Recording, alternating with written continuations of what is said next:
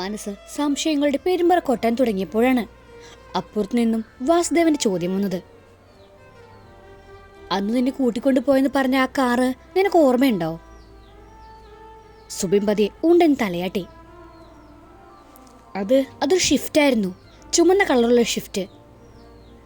അത് വാസുദേവനിൽ ഒരു ഞെട്ടൽ ഉളവാക്കി. അത് ചുവന്ന ഷിഫ്റ്റ് ആണെന്ന് നിനക്ക് ഉറപ്പുണ്ടോ? അയാളുടെ സംശയവും ഞെട്ടലും നിറഞ്ഞ ചോദ്യത്തിന് സുബിൻ അതേന്ന് തലയാട്ടി. അവന് പറയാനുള്ളതെല്ലാം പറഞ്ഞെന്ന് തോന്നിയപ്പോൾ കാർത്തിക്കാണ് ചോദിച്ചത്. ഹരി, ഇവനിനി എന്ത് ചെയ്യാനാണ് പ്ലാന്? ഇവനെ പുറത്തു വിട്ട ചിലപ്പോൾ നമ്മളുടെ നീക്കങ്ങൾ ഇവൻ അവരെ അറിയിക്കും. അതുകൊണ്ട് ഇവനങ്ങ് തട്ടിയാലോ?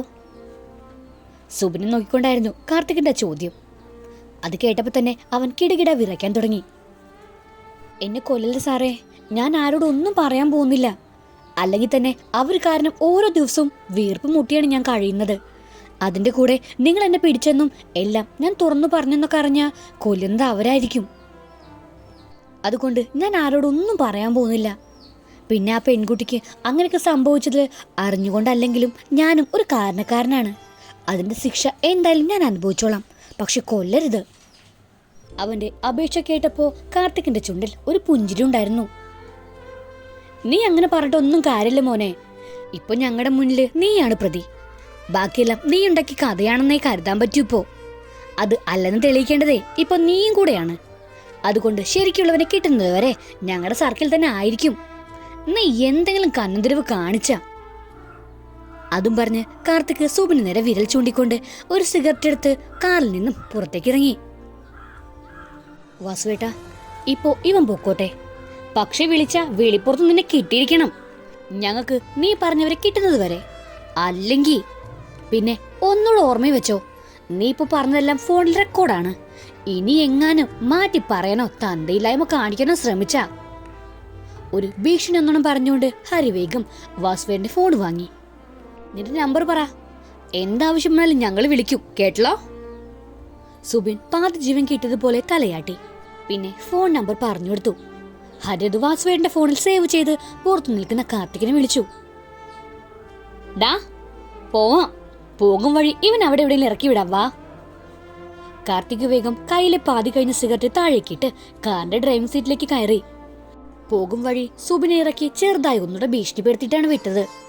പിന്നെ കാർ മുന്നോട്ടെടുക്കുമ്പോൾ ഹരി കാര്യമായി എന്തോ ചിന്തയിലായിരുന്നു. നീ എന്താണ് ആലോചിക്കുന്നത് ഹരി? ഇനി ആരെ സംശയിക്കണമെന്നാണോ? മുന്നോട്ടു പോകാൻ ഒരു വഴിയും കാണുന്നില്ലല്ലോ വാസുവേട്ട. മുന്നിൽ ആകെ ഒരു മൂടൽ, ചില നിഴൽ രൂപങ്ങൾ മാത്രം കാണാൻ കഴിയുന്നത്. ആരെ തേടി ഇറങ്ങണം എന്നറിയാത്തൊരവസ്ഥ. സുബിൻ പറഞ്ഞത് വെച്ച് നോക്കുമ്പോൾ അവിടെ അന്ന് ആ റൂം എടുത്തത് മായയുടെ ഏട്ടനാണെന്ന് പറഞ്ഞിരിക്കുന്നത്. പക്ഷേ അത് മായയുടെ ഏട്ടൻ സുദേവ് തന്നെയാണോ? നമ്മളെങ്ങനെ ഉറപ്പിക്കും? അന്ന് അവിടെ വന്നവർ സുബിനോട് കള്ളം പറഞ്ഞതാണെങ്കിൽ? ഒരു എത്തും പിടിയും കിട്ടാതെ തലയിൽ കൈവച്ച് ഭ്രാന്ത് പിടിച്ച അവസ്ഥയിൽ ഇരിക്കുകയായിരുന്നു ഹരി. എനിക്ക് തോന്നുന്നത് സുബിൻ പറഞ്ഞതിൽ കുറെ സത്യമുണ്ടെന്നാണ്. മായയുടെ ഏട്ടൻ എനിക്കങ്ങനെ ഇതിൽ നിന്നും തള്ളിക്കളയാൻ തോന്നുന്നില്ല. കാരണം ഒരിക്കൽ മായ കുറച്ച് കാര്യങ്ങൾ പറഞ്ഞിരുന്നു. ചിലപ്പോ ഹരിയോടും അത് അവൾ പറഞ്ഞിട്ടുണ്ടാവും. സുദേവ് മായയുടെ അമ്മയുടെ ആദ്യ കെട്ടിലെ മകനാണെന്ന്. അവന്റെ അച്ഛന്റെ മരണശേഷം അമ്മ രണ്ടാമത് വിവാഹം ചെയ്തതിൽ ഉണ്ടായ മകളാണ് മായ. പക്ഷെ വാസുവേട്ടാ, അതും ഇതുമായിട്ട് എന്താ ബന്ധം? അയാൾക്ക് അവളോട് അത്ര സ്നേഹമാണെന്ന് അവൾ തന്നെ എന്നോട് പറഞ്ഞിട്ടുണ്ട്. പിന്നെ എങ്ങനെയാ? ഹരിയുടെ സംശയം കേട്ട് വാസുദേവൻ പുഞ്ചിരിച്ചു. എങ്ങനെ സംശയിക്കുമെന്നല്ലേ? പറയാം. ഒരുപാട് സ്വത്തുക്കളുള്ള ഒരമ്മയുടെ മകനായി ജനനം. അച്ഛൻ്റെ മരണശേഷം അമ്മ വീണ്ടും വിവാഹം കഴിക്കുകയും അതിലൊരു കുട്ടി ഉണ്ടാവുകയും ചെയ്യുമ്പോൾ ആ സ്വത്തിന് മറ്റൊരു അവകാശം കൂടി ഉണ്ടാവുകയാണ്. അതൊക്കെ എൻ്റെ ഒരു തോന്നൽ മാത്രമാവാം. ഇനി ഞാൻ പറയുന്നത് ശ്രദ്ധിച്ച് കേൾക്കണം. മായയുടെ അച്ഛൻ മരിക്കുന്നത് ഒരു ആക്സിഡന്റിലാണ്. അതും അവളുടെ അച്ഛൻ്റെ പേരിലുള്ള എല്ലാ സ്വത്തുക്കളും അവളുടെയും അമ്മയുടെയും പേരിലാക്കി ഒരു മാസം കഴിയുമ്പോൾ. ആ യാത്രയിൽ സുദേവ് കൂടെ ഉണ്ടായിരുന്നു എന്ന് മായ എന്നോട് പറഞ്ഞിട്ടുണ്ട്. ഏട്ടൻ ചായ വാങ്ങാൻ കയറിയപ്പോഴാണ് അപകടം ഉണ്ടായതെന്നും ഏട്ടൻ അത്ഭുതകരമായി രക്ഷപ്പെട്ടതെന്നും. എല്ലാം കൂടെ ഒന്ന് ചേർത്ത് വായിച്ചു നോക്ക്. ആ സ്വത്തുക്കൾ അമ്മയുടെയും മായുടെയും പേരിലാക്കിയ ശേഷം അയാളുടെ മരണം. അതിൽ കൂടെ ഉണ്ടായിരുന്നവൻ തലനാടിലേക്ക് രക്ഷപ്പെട്ടു. അവിടെ തീർന്നില്ല. നീ അവളുടെ ജീവിതത്തിലേക്ക് വരുന്നത് എതിർക്കുന്നു. അത് അവളുടെ പേരിലുള്ളതെല്ലാം വിവാഹശേഷം നിനക്ക് കൂടെ അവകാശപ്പെട്ടാവുമോ എന്ന ഭയത്തിലാണെങ്കിൽ അയാളുടെ എതിർപ്പ് വകവെക്കാതെ നിങ്ങൾ ഒന്നിക്കാൻ തീരുമാനിച്ചപ്പോ അയാൾ ഒരാളെ കൂട്ടി തക്കം നോക്കി അവൾ നശിപ്പിക്കുന്നു. അത് നിന്റെ തലയിൽ കെട്ടിവെച്ച് നിന്നെ അകത്താക്കുന്നു. ഇനി മറ്റൊന്നു കൂടി ഞാൻ പറയട്ടെ. മായ ആത്മഹത്യ ചെയ്തു എന്നല്ലേ എല്ലാരും പറയുന്നു.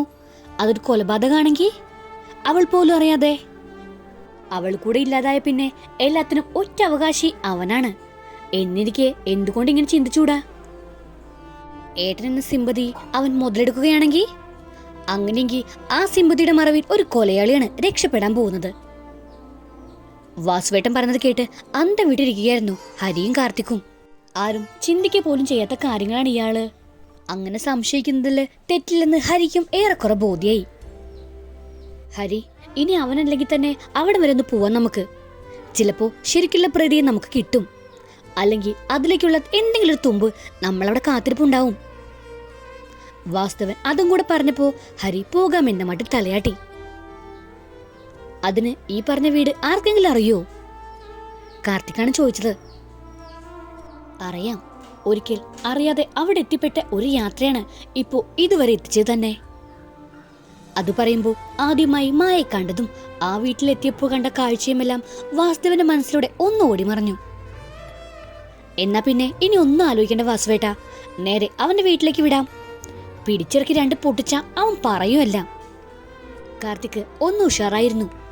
ഹരിയും അതേ തീരുമാനത്തിൽ തന്നെ ആയിരുന്നു. അപ്പോ ശരിയാ വാസുവേട്ടാ, നമുക്ക് അവിടെ വരെ ഒന്ന് പോവാം. കുന്തം പോയാ കുടത്തിലും തപ്പണമെന്നല്ലേ? തപ്പാം. ചിലപ്പോ വാസുവേട്ടൻ പറഞ്ഞതുപോലെ മറിഞ്ഞിരുന്ന് കളി കാണുന്നവനാണെങ്കിലോ? ഇനി അഥവാ അയാൾക്കിതിൽ ഒരു പങ്കും ഇല്ലെങ്കിൽ വേറെ എന്തെങ്കിലും ഒരു തുമ്പ് കിട്ടിയാലോ? പക്ഷെ ഈ രാത്രി ഇനിയൊരു യാത്ര വേണ്ട. രാവിലെ നമുക്ക് വിടാൻ തൃശ്ശൂർക്ക്. അതാണ് നല്ലതെന്ന് തോന്നിയുകൊണ്ട് രാത്രി യാത്ര വേണ്ടെന്ന തീരുമാനത്തിൽ കാർത്തിക് വണ്ടി മുന്നോട്ടെടുത്തു. മായയുടെ വീടിന്റെ ഗേറ്റ് കടന്ന് കാർ മുറ്റത്തേക്ക് കയറുമ്പോൾ ഉമ്മർ തന്നെ ഉണ്ടായിരുന്നു സുദേവ്. വായിച്ചുകൊണ്ടിരുന്ന പത്രത്തിൽ നിന്നും കണ്ണെടുത്ത് പുറത്തു നിർത്തിയിട്ട കാറിലേക്ക് അയാളൊന്ന് നോക്കി. ബാക്ക് ഡോർ തുറന്ന് പുറത്തേക്ക് ഇറങ്ങിയ വാസുദേവനെ കണ്ടപ്പോൾ തന്നെ മുന്നേ കണ്ട പരിചയത്തിൽ സുദേവ് എഴുന്നേറ്റ് പുറത്തേക്ക് വന്നു. ആ സമയത്തായിരുന്നു കാർത്തിക് ഹരിയും മുന്നിലെ ഡോറുകൾ തുറന്ന് പുറത്തേക്ക് ഇറങ്ങിയത്. വാസുദേവന്റെ അരികിലേക്ക് വരാൻ തുടങ്ങിയ സുദേവ് ഒരു നിമിഷം നിശ്ചലമായി. പെങ്ങളുടെ മരണത്തിൽ പോലും ഉത്തരവാദിയായവനെ മുന്നിൽ കണ്ട ദേഷ്യത്തിൽ അയാൾ ഹരിക്ക് നേരെ പാഞ്ഞെടുത്തു. പിന്നെ ഹരിയുടെ കഴുത്തിൽ കുത്തിപ്പിടിച്ചു. എന്റെ പെങ്ങളെ ഇല്ലാതാക്കിയിട്ട് തലയുയർത്തിപ്പിടിച്ച് ഈ പാടിക്കയറാൻ നിനക്ക് എങ്ങനെ ധൈര്യം വന്നടാ? അയാൾ അട്ടഹസിച്ചുകൊണ്ട് ഹരിയെ മുന്നിലേക്ക് തള്ളി. പിന്നെ വലതുകാൽ ഹരിയുടെ നെഞ്ചിലേക്ക് നേരെ ഉയർത്തിയ നിമിഷം കാർത്തിക് പിന്നിൽ നിന്നും സുദേവിനെ ചവിട്ടി വീഴ്ത്തി. ബാലൻസ് നഷ്ടപ്പെട്ട് കാറിന്റെ ബോണറ്റിലേക്ക് വീണ സുദേവിനെ കാർത്തിക് കോളറിൽ പിടിച്ചുയർത്തി അവന്റെ കണ്ണുകളിലേക്ക് നോക്കി. സ്വന്തം പെങ്ങളെ ചിരിച്ചുകൊണ്ട് ചതിച്ചിട്ട് ഒന്നും അറിയാത്ത പൊന്നാങ്ങളെ പോലെ നീ അവിടെ ഞെളിഞ്ഞിരുന്ന് പത്രം വായിച്ച് രസിക്കുവാണോടാ? കാർത്തിക്കിന്റെ ചോദ്യം കേട്ട് ഒരു നിമിഷം സ്തംഭിച്ചു നിന്നു സുദേവ്. പിന്നെ കോളർ പിടിച്ചിരുന്ന കാർത്തികിന്റെ കൈ ശക്തമായി തട്ടിമാറ്റി. നീ ഇപ്പൊ എന്താ പറഞ്ഞേ? ഞാൻ എന്റെ പെങ്ങളെ ചതിച്ചു കൊന്നോ? സുദേവ് കാർത്തികിന്റെ നെഞ്ചിൽ പിടിച്ച് മുന്നോട്ട് തള്ളി. പറയടാ, നീ ഇപ്പൊ എന്താ പറഞ്ഞേ? ഒരിക്കൽ കൂടി പറ. നീ ഈ മുറ്റത്ത് കയറി വന്ന് എന്ത് തന്തയില്ലായ്മയും പറയാൻ നീയൊക്കെ ആരാടാ? നീ കണ്ടോ ഞാൻ എന്റെ പെങ്ങളെ കൊല്ലുന്നത്? നീ കണ്ടോ എന്റെ പെങ്ങളുടെ ജീവിതം നശിപ്പിക്കുന്നത്? ദേ, ഇവന്റെ കൂടെ ഇറങ്ങിപ്പോയത് പിന്നെ അവളെ എനിക്ക് കിട്ടിയത് പാതി ചത്തവളായിട്ടാ. അന്നു മുങ്ങി ഇവനെ പോലീസ് പൊക്കിയില്ലായിരുന്നെങ്കിലേ ഞാൻ കണ്ടുപിടിക്കായിരുന്നു. എന്റെ പെങ്ങളെ സ്നേഹം കാണിച്ച് കൂട്ടിക്കൊണ്ടുപോയി ജീവച്ഛവമാക്കി കറിവേപ്പില പോലെ വലിച്ചെറിഞ്ഞ് ഈ നാറിയുടെ കൊരവള്ളി ഇറക്കാൻ. ആ എന്റെ മുന്നിൽ ഇവനെ കൂട്ടിക്കൊണ്ടുവന്ന് തന്തയില്ലായ്മയുടെ തനിരൂപം കാണിച്ചാ നീയൊന്നും ഈ പടി കടന്നു പോവില്ല. ഇതൊരു ഏട്ടന്റെ വാക്കാണ്. പോകില്ല നീയൊന്നും. സുദേവിന്റെ വാക്കുകൾ കാർത്തികിന്റെ ജാളിതയോടെ ഒന്നൊതുങ്ങി. അയാളിൽ നിന്നും അത്രയൊന്നും അവൻ പ്രതീക്ഷിച്ചിരുന്നില്ല. പണത്തിന്റെ പത്രാസ് കൊണ്ട് നടക്കുന്ന ഒരു പോങ്ങനായിരിക്കുമെന്നാണ് കരുതിയത്. പക്ഷേ ഇതിപ്പോ മസിലും പെരുപ്പിച്ച് വമ്പ് കാണിക്കാൻ വന്നിട്ട് 10 മടക്കി നിൽക്കേണ്ട അവസ്ഥയായി. പക്ഷേ പതറിയാൽ തോറ്റു എന്നറിയാവുന്നതുകൊണ്ട് തന്നെ സുദേവിന്റെ മുഖത്തേക്ക് തന്നെ നോക്കി കൈകൾ തെറുത്തു കയറ്റി കാർത്തിക്. ആ സമയം സുദേവ് ഹരിക്ക് നേരെ തിരിഞ്ഞു നിന്നു. എന്റെ പെങ്ങളുടെ ജീവിതം നശിപ്പിച്ചതിന് നിയമം തന്ന സുഖവാസം കഴിഞ്ഞ് നീ പുറത്തിറങ്ങിയത് ഞാൻ അറിഞ്ഞില്ല. അറിഞ്ഞിരുന്നെങ്കിൽ ഈ വരവ് നീ ഇങ്ങോട്ട് വരേണ്ടി വരില്ലായിരുന്നു. ഞാൻ വന്നേനെ നീ ഇരിക്കുന്ന മടിയിലേക്ക്. നോക്കുകൊണ്ടോ വാക്കുകൊണ്ടോ നോവിച്ചിട്ടില്ല ഞാൻ എന്റെ മോളെ. അവളെയാണ് നീ.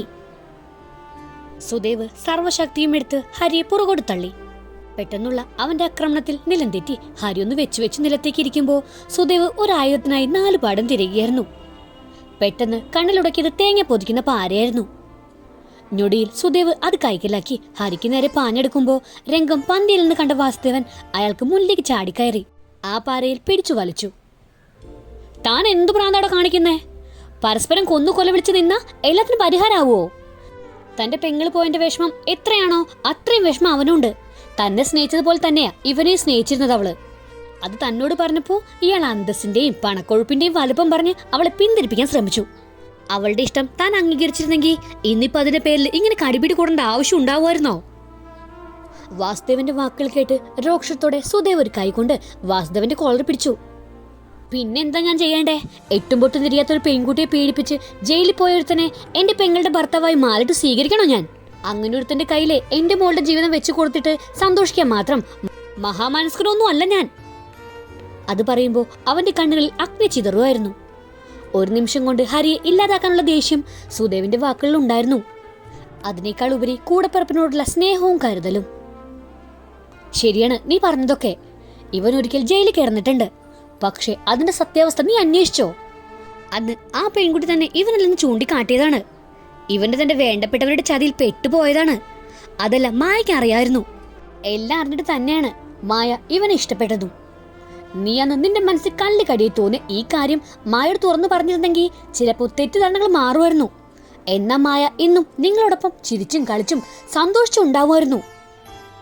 വാസുദേവൻ പറഞ്ഞെല്ലാം കേട്ടിട്ടും ഒന്നും വിശ്വസിക്കാൻ കഴിയാതെ സുദേവൻ തള്ളകുടഞ്ഞു. ഞാനിതൊക്കെ വിശ്വസിക്കണോ? എങ്കി പറ, എന്റെ പെങ്ങളെ ഹോട്ടൽ മുറി കൊണ്ടുപോയിട്ട് പിന്നെ ഒരു മാസക്കാലം ഇവൻ എവിടെയായിരുന്നു? പ്രത്യേകിച്ച് ഇവന്റെ കൂടെ വിശ്വസിച്ചു വന്ന ഒരു പെണ്ണിനെ ഒറ്റയ്ക്ക് അവിടെ ആക്കിയിട്ട് ഇവൻ എവിടെ പോയി? പിന്നെ ഒരു മാസം കഴിഞ്ഞ് പോലീസ് പിടിക്കുമ്പോഴാണ് ഇവന്റെ മുഖം കാണുന്നത്. ആ ചോദ്യങ്ങൾക്കെല്ലാം പറയാൻ ഒരു ഉത്തരവുണ്ടെങ്കിലും എല്ലാം വിശദമാക്കി കൊടുക്കാനുള്ള സമയമില്ലാത്തത് കൊണ്ട് അവന്റെ കയ്യിൽ പാര പിടിച്ചു വാങ്ങി വളരെ സൗമ്യമായി കയ്യിലെ ഫോൺ എടുത്ത് അതിലെ ഓഡിയോ ക്ലിപ്പ് ഓണാക്കി അവൻ നേരെ നീട്ടി വാസുദേവൻ. ആദ്യം നീ ഇതൊന്ന് കേക്ക്. അന്ന് ഇവർ താമസിച്ച ഹോട്ടലിലെ റൂം ബോയ് പറഞ്ഞതാണ്. അത് മുഴുവൻ കേട്ടിട്ട് നമുക്ക് തീരുമാനിക്കാം ആരൊക്കെ ചാവണം ജീവിക്കണം എന്നൊക്കെ. ഒരു നിമിഷം വാസുദേവന്റെ മുഖത്തേക്ക് നോക്കിക്കൊണ്ട് സുദേവ് ഫോൺ വാങ്ങി ചെവിയോട് ചേർത്തു. എല്ലാം കേട്ട് കഴിഞ്ഞ് വിശ്വസിക്കാൻ കഴിയാതെയാണ് സുദേവൻ 3 പേരുടെയും മുഖത്തേക്ക് നോക്കിയത്. ഇല്ല, ഞാനല്ലത്, ഏട്ടനെന്ന് പറഞ്ഞ് മറ്റാരോ ആണ്. അന്ന് ഇവര് പോയത് അറിഞ്ഞത് തന്നെ വളരെ വൈകിയാണ്. പിന്നെ എങ്ങനെ ആ സമയത്ത് അവിടെ എത്തുന്നതും റൂം എടുക്കുന്നതും? പിന്നെ എന്റെ മോളെ.